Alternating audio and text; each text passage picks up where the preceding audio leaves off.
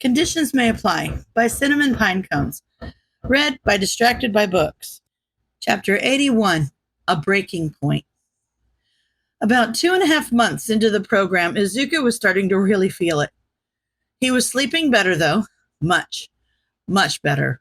Because his body would simply give out whenever he gave it a moment's respite. So, that was nice. But he was just as exhausted as ever. With his unkempt curly hair and eye bags to rival a raccoon, he was starting to look more and more like Eraser by the day. If he had the capabilities to grow a 5 o'clock shadow, they would be practically indistinguishable. He would be living off coffee as well if he had the facilities to brew it. Instead, he was living off those 5-hour energy drinks he got with a 5-finger discount. He was downing shots of that shit like his life depended on it. Because, well, it kind of did. He was either wired or sleeping with no in between. He had never been so jumpy in his life, and Eraser had noticed. He'd started calling up to them before climbing onto whatever rooftop Ivy sent him to meet up at, because more than once he had touched down on the roof from behind them, and they damn near let a knife go flying at him.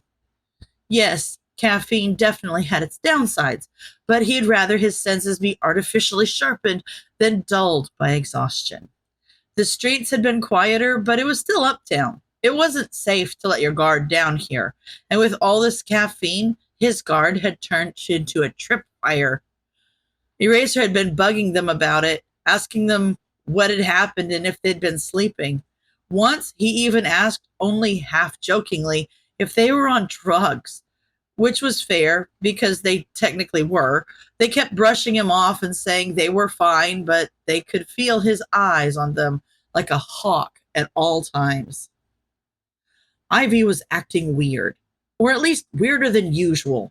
There were more than a few times he was genuinely concerned that they were cracked out of their mind. But given the ferocity with which they pursued the meth lab last year, it seemed unlikely. They were a bit erratic and jumpy, but not that erratic and jumpy. The behavior went on for weeks before he got any answers. The two of them were on patrol, and Ivy was acting stranger than ever. Every little thing made them jump because they were constantly spacing out. "Kid," he started, and unsurprisingly, Ivy jumped at being addressed. "What the hell is going on with you?" If you say nothing, I'm fine. One more time, I will have Tsukashi interrogate you," he interrupted before they could lie through their teeth again. "Okay, sheesh, it's not nothing, but I am fine. Quit worrying about me," they shot back, rolling their eyes so hard that their iris disappeared completely behind their eyelids. "I'll stop worrying about you when you stop displaying worrying behavior, but that doesn't seem to be within your skill set," he said dryly. Ivy made a face, repeated what he said back to him in a high-pitched tone, and held up their hands, opening and closing them repeatedly in a way that one would do to mock someone for talking too much. That was lazy, even by my standards. If you're going to make fun of me, at least be creative about it. Ivy was flicking him off and jumping over to the next rooftop before he even finished his sentence. The night carried on without much fanfare. The void of criminal activity had started to fill back in, but it was nowhere near as rampant as it had been.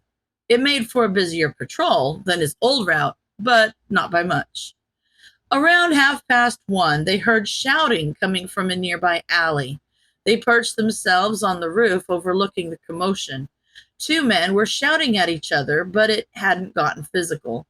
They kept watch to make sure it would stay that way. They didn't really need to step in for noise disturbances, and none of the surrounding buildings were residential anyway. Their argument lasted less than a minute before one of the two realized they were talking in circles and walked away as the other guy taunted him, claiming to have won the argument since the other man was refusing to engage. Shota just rolled his eyes. That was childish and a waste of their time. He looked over to Ivy, ready to hear whatever witty or sarcastic remark they had about what had just happened, but they had their face smushed into the concrete ledge of the roof. They were breathing slowly and not moving. Were they asleep? What the hell? They were standing up. Sure enough, just as he thought that, he watched them slowly lean further and further to the left until they fell over and woke themselves up with a start. Okay, they weren't getting out of this one.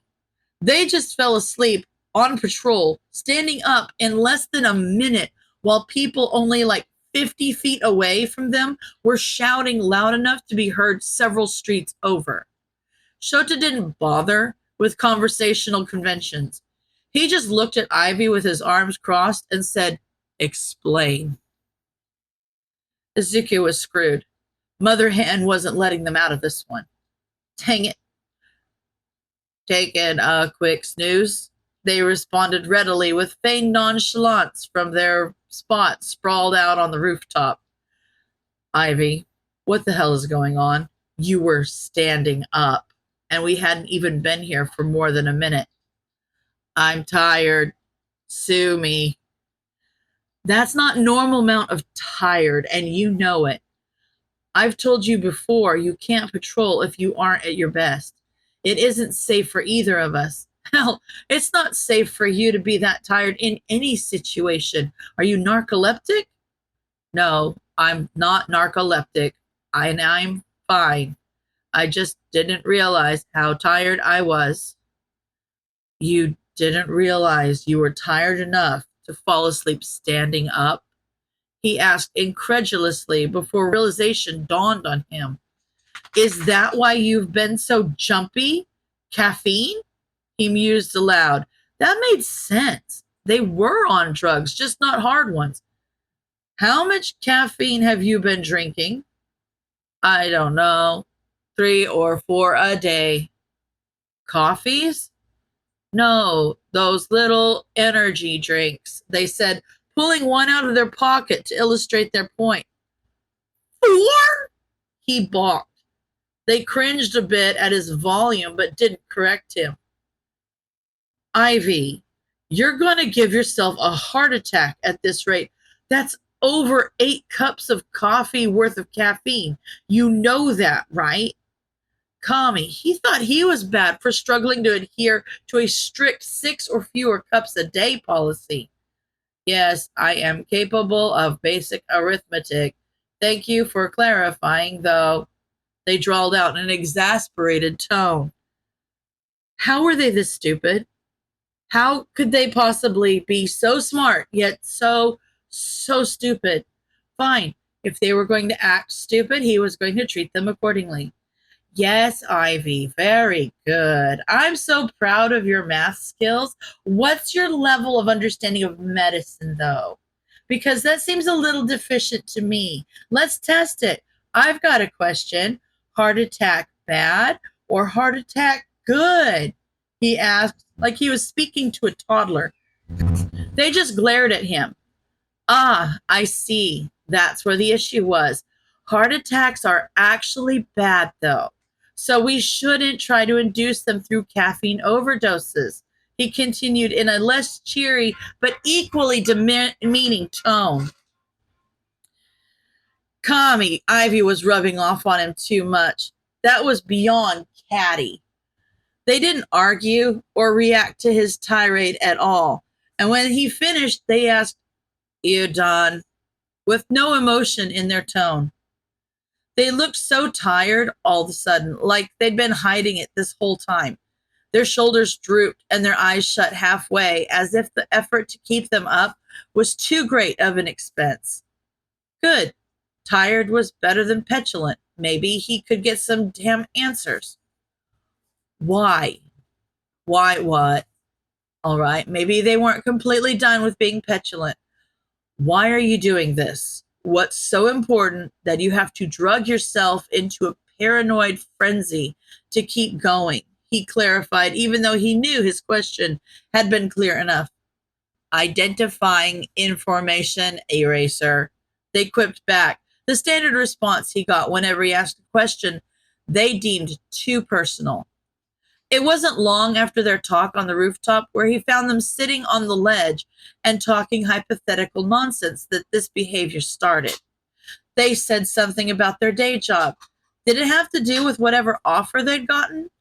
He didn't know if they were still speaking in hypotheticals at that point in the conversation or not, but he figured that they would know what he was talking about regardless. Is it the new job? He asked cautiously. The question confused them for a moment before they remembered the lie they'd weaved about themselves. They had given Eraser too much information that night, and they were both surprised and grateful that he hadn't pried them about it. Technically, it was about the new job, so he nodded in confirmation. If it's running you 800 milligrams of coffee a day ragged, then I don't think it's worth it, kid. They huffed out a laugh at that. This job was the only thing that had ever made him believe in a future for himself past middle school. If that wasn't worth it, then he's not sure what was. You need to cut back somewhere. You can't keep going like this, Eraser continued. He was right. They knew he was right, but he couldn't leave this city to its own devices. They'd just spent the last 3 years digging it up out of the pit it had been sinking into for decades. He couldn't just let it fall right back to where it came from.